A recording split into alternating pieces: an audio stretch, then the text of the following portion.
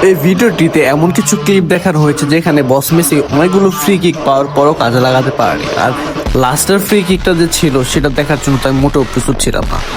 তো চলো ভিডিওটা শুরু থেকে শেষ পর্যন্ত দেখা যাক। আর শেষের ফ্রি কিকটা দেখলে তোমার চোখ কপালে উঠবে।